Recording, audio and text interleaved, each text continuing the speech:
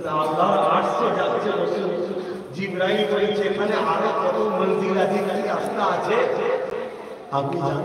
হুজুর আপনি জানেন। কি বুঝছেন? কিছু বুঝতে পারছেন? আল্লাহ ভালো জানে যে আরো কতবার যাতায়াত হয়েছে। জোরে বলুন সুবহানাল্লাহ। একবার তো আমাদের কিছু জানানো হয়েছে, আরো কতবার যাতায়াত হয়ে গেছে আল্লাহ জানে, নবী জানে। একটা নতুন লোককে যদি ত্রিপুরা শরীফে যেতে বলা হয়, বা আপনারা নতুন লোককে কাউকে বলা হয় মুম্বাই যাও, গাড়ি দিল, চাবি দিল, মুম্বাই যাও, যেতে পারবে? কিন্তু যে লোকটা মুম্বাই বারবার যাতায়াত করছে বাইক সে চলে যাবে, ঠিক না? রাস্তা আছে, সামান্য এই রাস্তা না জানা থাকা যেতে পারে না। হুজুর আপনি জানেন, আল্লাহ জানেন, তার মানে যাতায়াত কতবার হলো শুনছেন তো নাকি? অসুবিধা নাই, অসুবিধা নাই। একটু মজবুত মজবুত ধরেন না, একটু ক্লিয়ার করেন না, একটু ভালোবাসেন না। একা একা যখন বসবেন হুজুরের কথা মিস করবেন, দরুদ শরীফ করবেন আর বলবেন হুজুর একবার দেখা দেন, হুজুর একবার দেখা দেন না, একা একা যখন হবে আর দরুদ করবেন, একদিন হতে পারে আপনার চমকে যাবে, দেখা হয়ে যাবে। জোরে বলবেন সুবহানাল্লাহ। হুজুরকে দেখে প্যার সে রাখা, যেটা আপনার নসিব সঞ্চয়।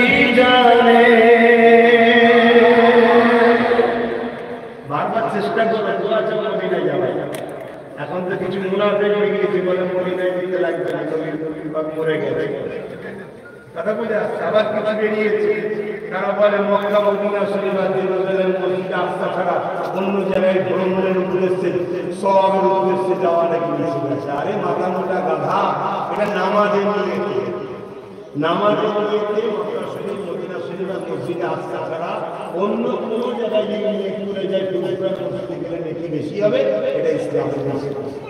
সব সব জায়গাতে সমান নাকি, শুধু এই মসজিদের মাধ্যমে সুবহানাল্লাহ।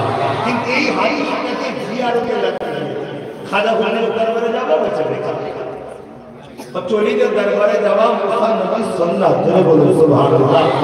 আল্লাহ ওয়ালাদের দরবারে গিয়ে দুই রাকাত করে নফল নামাজ পড়া আমার নবীর সুন্নাত, জোরে বলুন সুবহানাল্লাহ। মেরাজের ঘটনাতে আমার নবী বিভিন্ন নবীদের দরবারে গিয়েছে, সেখানে দুই রাকাত মাকাম সম্মানীয় মাকামে দুই রাকাত করে নামাজ পড়েছে, জোরে বলুন সুবহানাল্লাহ। হায় হায় হায়, কত রকম সমস্যা হয়ে যাচ্ছে। তাই আপনাদের ছোট্ট করে বলবো, নবীর যে সাহাবাদের যে আহলে রাসূলের যে ওলি আউলিয়াদের যে তাদের সাথে যে নয় তাদের সাথে বাস ক্লিয়ার। আর কথা বলা ছিল সংক্ষেপ করছি, বিসমিল্লাহ সুন্নাতে সুরে দরুদ শরীফ, সূরা ফাতিহা ইয়া সূরা তেলাওয়াত করুন, দোয়া জবাব করুন, আর দোয়া জবাব নকল তেলাওয়াত তারপর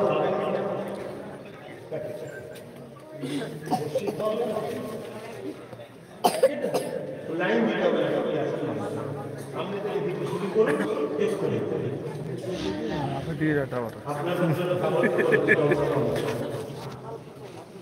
বুঝতে পারছেন কটা করা টাইম কল নাকি বলেন আপনাদের জন্য কটা একটা হলো আপনার